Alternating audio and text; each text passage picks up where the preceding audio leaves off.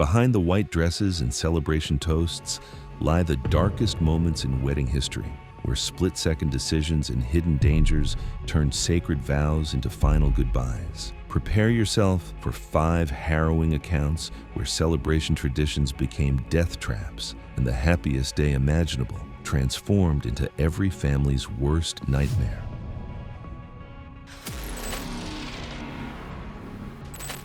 It was February 14, 2017, when a Valentine's Day wedding celebration in Kansas City, Missouri, turned into an unthinkable tragedy. Outside, winter clung to the streets in brittle silence, but inside the hotel's grand ballroom, warmth and laughter filled the air.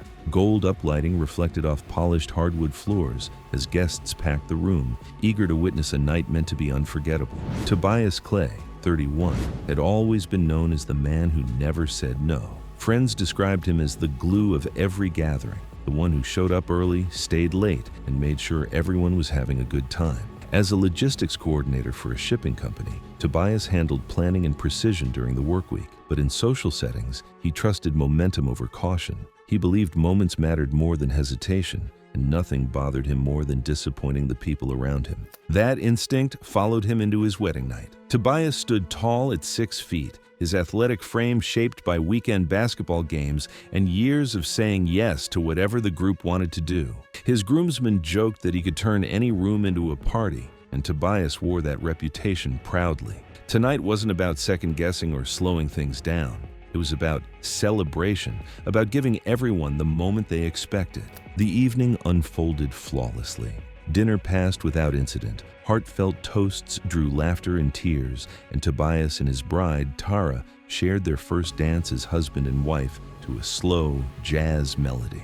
As the song faded, applause rippled through the room. Then came the shout Tobias recognized instantly, the call for the chairlift ceremony. Phones rose into the air. Guests cheered. Friends turned toward him, grinning, already moving a chair into position. Tobias felt the familiar pull of expectation. He could have waved it off. He could have suggested something else. But refusing would have broken the rhythm of the room, and Tobias had never been the man to stop the music. 4 groomsmen stepped forward, energized and laughing, their coordination dulled by multiple rounds of drinks throughout the evening. Earlier, hotel staff had removed the anti-slip mats to clear space for dancing, leaving the hardwood floor glossy and slick beneath polished dress shoes. A standard banquet chair, designed for seating, not lifting, was positioned behind Tobias, its worn joints unnoticed in the excitement.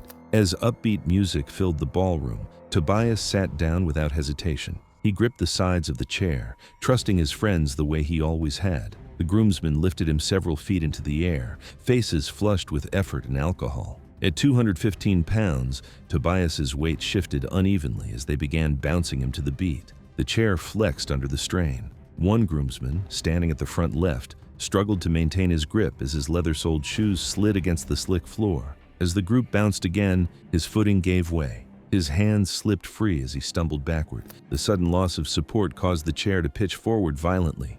Tobias had no time to react. Still gripping the seat, he was thrown headfirst toward the hardwood floor below. His head and neck struck with devastating force, producing a dull, unnatural sound that cut through the music. The chair collapsed beside him, its joints giving way as guests screamed and rushed forward. The DJ stopped the music, seconds too late. Tara dropped to her knees beside her husband, her wedding dress spreading across the floor as she called his name. Tobias did not move. Emergency responders arrived within 8 to 10 minutes of the 911 call. Tobias was unresponsive, with no detectable pulse or breathing. Despite immediate resuscitation efforts, he was pronounced dead at the scene. The medical examiner later determined that the fall caused catastrophic fractures to the upper cervical vertebrae, resulting in rapid respiratory failure and irreversible neurological injury. The ballroom was cleared and secured. Multiple guests had captured the moment on video, documenting how celebration turned to silence in seconds. Investigators confirmed the chair was a standard banquet model never intended for overhead lifting or dynamic movement. Tobias Clay didn't die taking a reckless risk alone. He died trusting the moment, trusting the people around him, and believing that saying yes just one more time was the right thing to do. It was June 18, 2015, when a lakeside wedding in Branson, Missouri turned fatal beneath a picture-perfect afternoon sky. Earlier thunderstorms had passed through the region, leaving Table Rock Lake calm and reflective, while the wooden dock remained damp beneath the fading humidity. To arriving guests, the setting looked idyllic, exactly as the bride had intended. Veda Monroe, 28, believed that moments mattered most when they looked effortless. As an administrative assistant for a regional insurance firm, she was accustomed to structure and follow-through, but her wedding had become something more than a checklist. It was a carefully composed image, one she had rehearsed in her mind for months. Any compromise, any visible imperfection felt like failure. From the beginning, Veda insisted on overseeing the lakeside decor herself. She rejected exposed wiring and visible power sources, worried they would ruin the atmosphere. Decorative string lights were routed along the dock railing and concealed beneath outdoor rugs so the sunset glow would appear clean and uninterrupted. When minor concerns were raised about moisture on the dock after the morning storms, Veda dismissed them. The rain had stopped, the lights were beautiful, and the dock looked safe. To her, appearance equaled control. The ceremony was scheduled for late afternoon, with 50 guests seated in white folding chairs arranged along the dock. A standard 120-volt outlet in a nearby utility shed powered the lights, feeding electricity through extension cords hidden beneath the rugs. During installation, one section of cord had suffered a small tear in its protective coating. The damage remained invisible, masked by fabric and decoration, out of sight, and therefore, in Veda's mind, out of danger. As guests settled in, Veda emerged from the lakeside cabin wearing her grandmother's pearl necklace and carrying a bouquet of white lilies. She chose to walk barefoot, believing it completed the natural, intimate look she wanted captured in photographs. The wooden planks felt cool beneath her feet as she stepped onto the dock, focused not on the surface beneath her, but on the image ahead. Near the ceremony platform, Veda reached for the metal handrail lining the dock, steadying herself as she approached her fiancé. Beneath a decorative rug nearby, the frayed extension cord lay in pooled rainwater that had collected since the morning storm. When Veda's bare feet contacted the damp surface, electrical current leaked into the standing water and traveled through her body as she grasped the metal railing. The shock caused immediate involuntary muscle contractions, locking her grip in place. Unable to release the railing, electrical current continued flowing through her body for several critical seconds. Guests initially mistook the moment for a stumble until Veda's body went rigid and her expression changed. A nearby guest disconnected the power moments later, but the damage had already been done. The electrical current had disrupted her heart's rhythm, sending it into ventricular fibrillation. Veda collapsed onto the dock as soon as the power was cut, her breathing shallow and irregular. Emergency services were called immediately, but the lakeside location delayed response times. Guests trained in CPR attempted resuscitation while waiting for paramedics. Despite their efforts, Veda remained unresponsive. Emergency responders arrived 22 minutes after the call and were unable to restore a sustainable cardiac rhythm. She was pronounced dead at the ceremony site. The fire marshal's investigation identified the frayed extension cord as the source of the electrical fault. The outlet powering the lights lacked ground fault circuit interrupter protection, allowing current to leak into standing water. Investigators concluded that electrocution due to faulty wiring was the cause of death. In the hours after the dock was cleared, the string lights remained glowing softly against the water, still beautiful, still intact. The scene looked exactly as Veda had envisioned, except the bride was gone and the perfection no longer mattered. It was July 23, 2018, when a summer wedding celebration in Mesa, Arizona became the scene of an unthinkable tragedy involving a forgotten child. The suburban church parking lot stretched across 2 acres of black asphalt, with temperatures soaring to 107 degrees Fahrenheit under the relentless desert sun. Heat waves shimmered off the pavement as wedding guests hurried between their air-conditioned vehicles and the church's cool interior. Jasper Holt, 4 years old, had been selected as the ring bearer for his aunt's wedding ceremony. The preschooler possessed the typical energy and curiosity of a child his age, but also displayed an unusual compliance when given instructions by adults. His parents, who worked in the healthcare industry, had driven 3 hours from Phoenix that morning to attend the ceremony. Jasper had fallen asleep in his car seat during the final 30 minutes of the journey, exhausted from the early morning departure. The wedding was scheduled to begin at 2 o'clock in the afternoon, with the ceremony expected to last approximately 1 hour, followed by photographs and a brief reception in the church hall. Family members had arrived throughout the morning, with many choosing to leave their vehicles in the parking lot's outer sections to avoid the intense heat radiating from the asphalt closest to the building. When Jasper's family arrived at the church, the child remained deeply asleep in his child safety seat, positioned behind the driver's seat where he was not immediately visible. His father, rushing to help with last-minute ceremony preparations, made the decision to leave Jasper sleeping in the climate-controlled vehicle rather than wake him and deal with a potentially cranky child during the important ceremony. The car was parked in a section of the lot that received full sun exposure throughout the afternoon. All windows remained closed to maintain the air conditioning, and the vehicle's dark interior absorbed heat rapidly once the engine was turned off. The outside temperature continued climbing as the afternoon progressed, reaching 109 degrees by mid-ceremony. Inside the sealed vehicle, temperatures rose rapidly after the engine was turned off. Investigators later determined that within the first 15 minutes, the interior temperature had exceeded 120 degrees, creating life-threatening conditions for a child trapped inside. As the ceremony continued, the temperature inside the vehicle climbed to lethal levels. At some point during that period, Jasper lost consciousness as his body was overwhelmed by the extreme heat. Medical experts later explained that prolonged exposure to extreme heat caused fatal hyperthermia, a condition in which the body can no longer regulate its internal temperature. By the time family members returned to the parking lot, the prolonged heat exposure had already caused irreversible injury.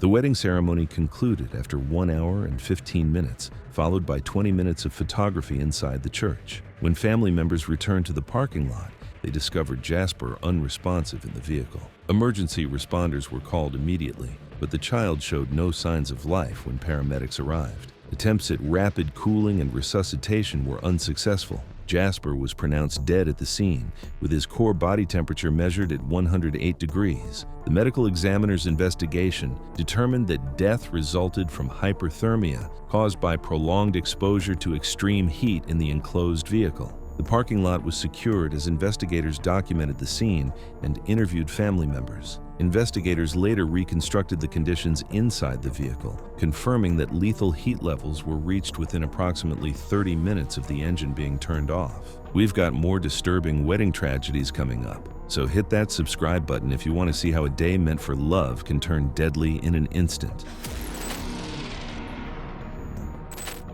It was November 12, 2016, when a wedding reception at a historic banquet hall in Albany, New York, turned deadly during what should have been a celebratory exit. The venue, a converted 19th century mansion, featured ornate ballrooms with high ceilings and narrow doorways that reflected the architectural constraints of its era. Selah Brooks, 25, had traveled from Boston to serve as a bridesmaid for her college roommate's wedding. Working as a graduate student in social work, Selah possessed a natural inclination to help others, often putting their needs before her own safety. Standing 5 feet 4 inches tall and weighing 110 pounds, she had a petite frame that made her particularly vulnerable in crowded situations. The evening reception had proceeded smoothly, with dinner service completed and dancing in full swing by 10 o'clock. The venue's event coordinator had planned a coordinated group exit for the newlyweds, where all guests would simultaneously move toward the main entrance while the couple made their departure through a shower of rice and confetti. Red velvet rope barriers had been installed along the sides of the exit corridor to direct the flow of guests. Selah had positioned herself near the doorway to assist elderly guests who might need help navigating the crowd. The music system had been turned up to maximum volume to create excitement during the exit, making verbal communication nearly impossible. As the coordinator signaled for the group departure, nearly 200 guests began moving toward the narrow double doorway simultaneously. The initial movement appeared orderly, but the funnel effect created by the rope barriers and narrow doorway quickly caused compression at the exit point. Guests in the rear of the crowd, unable to see the bottleneck ahead, continued pushing forward with increasing pressure. The doors at the exit became difficult to open as pressure from the crowd built against them, slowing movement at the bottleneck. Selah found herself caught in the surge as bodies compressed around her. The crowd's momentum carried her forward against the doorframe, where she became pinned between the wooden structure and the mass of people behind her. Her arms were trapped at her sides, preventing her from protecting herself or signaling for help. The compression increased as more guests joined the exodus from the rear of the ballroom. Selah's chest became severely restricted as bodies pressed against her from multiple directions. The pressure prevented her ribcage from expanding normally, making breathing increasingly difficult. Her small stature meant she was positioned lower than most adults around her. As the pressure intensified, Selah was unable to expand her chest enough to breathe. Within moments, she became disoriented and began losing consciousness as the compression continued. Unable to call for help due to the restricted chest movement and loud music, she gradually lost awareness. The compression continued as guests near the front struggled to widen the opening and relieve the pressure. As the pressure finally began to ease, Selah slid downward but remained upright for a moment, held in place by the surrounding crowd. By the time the crowd had thinned enough for others to notice her condition, she was unresponsive and showed no signs of breathing. Emergency responders arrived within 12 minutes of the 911 call. Paramedics found Selah without a detectable pulse and immediately began resuscitation efforts. Despite advanced life support measures, they were unable to restore circulation. She was pronounced dead at the scene after 30 minutes of unsuccessful attempts. The venue was immediately evacuated and secured for investigation. Multiple guests had recorded videos of the exit on their phones, providing investigators with clear documentation of the crowd dynamics. The medical examiner determined that death resulted from compressive asphyxia caused by chest compression during the crowd surge. Fire safety officials cited multiple code violations, including inadequate exit capacity for the venue's occupancy limit and improper door configuration for emergency egress. The rope barriers that were intended to guide guests had instead created a dangerous funnel effect. While Selah Brooks lost her life helping others during a joyful moment, another celebration in rural Texas was unfolding where Quentin Nash's enthusiasm for the perfect finale would lead to a catastrophic miscalculation with deadly consequences. It was September 19, 2015, when a backyard wedding celebration in Lubbock, Texas, became the scene of a devastating fireworks accident. The rural property stretched across 5 acres of flat farmland, with the reception area set up near a large oak tree approximately 50 yards from the main house. The evening air was still and dry, typical for late September in West Texas, with temperatures cooling to a comfortable 78 degrees as the sun set over the horizon. Quentin Nash, 36, had volunteered to handle the fireworks display that would cap off his best friend's wedding celebration. Working as a field technician for a telecommunications company, Quentin was accustomed to working with his hands and took pride in his practical problem-solving abilities. His friends often turned to him for help with projects requiring technical skills, and he rarely declined an opportunity to contribute to special occasions. Standing 6 feet 2 inches tall with a sturdy build, Quentin possessed the confidence that came from years of hands-on work experience. The wedding reception had been planned as a casual outdoor affair, with approximately 60 guests gathered around picnic tables and a makeshift dance floor. As the evening progressed, Quentin began setting up the fireworks display he had purchased from a roadside stand earlier that week. The assortment included several mortar-style fireworks designed to launch aerial shells high into the air before exploding in colorful patterns. Quentin positioned the mortar tubes in soft dirt near the edge of the property, approximately 15 feet from where guests had gathered to watch the show. The tubes were simply pushed into the loose soil without any additional stabilization or anchoring system. No safety perimeter had been established, and guests stood within 20 feet of the launch area, eager to get the best view of the display. The celebration had included several hours of drinking, and Quentin had consumed multiple beers throughout the evening. Despite his impaired judgment, he proceeded with the fireworks setup without consulting safety guidelines or asking others to move to a safer distance. No protective equipment was available, and the rural location meant emergency services were at least 20 minutes away. As Quentin began the display, the first few fireworks launched successfully, drawing cheers from the wedding guests. However, one of the mortar tubes had not been properly secured in the soft ground. The recoil from the previous launches had gradually loosened its position, causing it to tilt at a dangerous angle. When Quentin lit the fuse on the next mortar, the unstable tube tipped over completely as the shell ignited. Instead of launching vertically, the unstable mortar tipped sideways as the shell ignited, causing it to detonate at or just above the mouth of the tube. The shell detonated at the mouth of the tipped mortar, releasing its explosive force directly in front of Quentin's head and upper torso at extremely close range. The close-range blast caused catastrophic head and upper body injuries that proved immediately unsurvivable. Quentin collapsed instantly, his body thrown backward by the force of the explosion. He collapsed immediately and showed no purposeful movement or response. Medical examiners later determined that the injuries were immediately fatal. Wedding guests immediately called for emergency assistance, but the remote rural location meant a significant delay in response time. Several guests with medical training attempted to provide aid, but the extent of Quentin's injuries made any intervention futile. He was pronounced dead at the scene when paramedics finally arrived 23 minutes after the initial call. The accident scene was secured and investigated by local fire officials and the county sheriff's department. The remaining fireworks were confiscated and examined, revealing that several were consumer-grade devices